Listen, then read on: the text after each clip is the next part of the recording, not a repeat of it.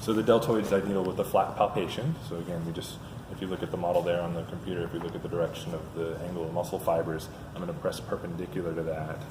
And then I'm just going to kind of roll my fingers off that trigger point, and I'm going to go ahead and tap in. You must work on people with your arms in front of your body all day. And the needle's at the humerus, so there's not a lot of depth there. I mean, it's a shallow area. Did you go to like bone? Yeah. Yeah. Wow. Yeah. So again, from there we could piston, we could rotate the needle, we could do whatever method of manipulation. But I am needling to the humerus in that area. If you go too far, the medial aspect of the deltoid, and you're needling in the medial direction again, then we get towards lung 1 and lung 2, and we get to areas where we don't want to be putting a needle in deep. If you've made it to lung 1 or 2, you've missed the anterior deltoid. Yes, you have. So Should not be there. yes, you have. Okay. This is also a muscle where I'm applying some hemostasis just because of the potential for bruising in that area.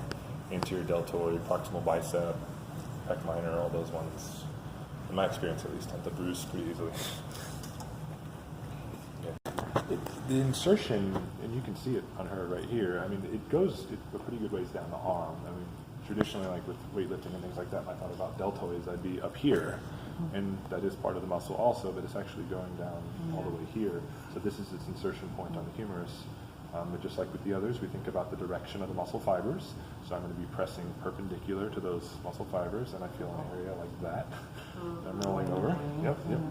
So then I'm just going to separate my fingers there, tap the needle in, put it down.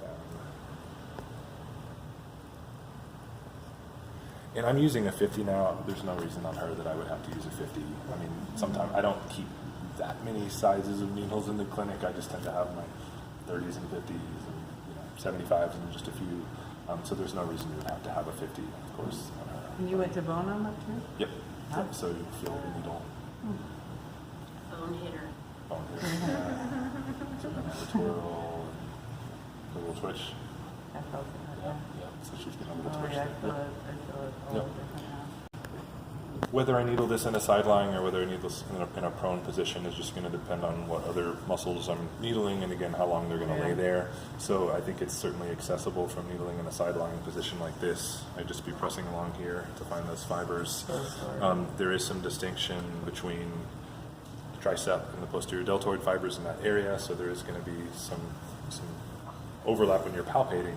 So kind of like we talked about with the teres, when somebody's in prone, you could check to see which one you're on. If I have her just give me a little pressure like you're hammering your arm down versus the posterior deltoids involved with extension of the shoulder.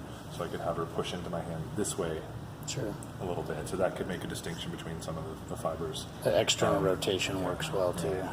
Anyway, she's got a spot right there. So again, when you're needling this here, I'm just going to be needling out towards her humerus this way as opposed to needling really far straight down. Not towards the lung. Not towards the lung. You'd have to needle pretty deep to go from the posterior deltoid, but you could. You got a 2-inch needle there. Yeah, so if you took a 50 and on you, I would,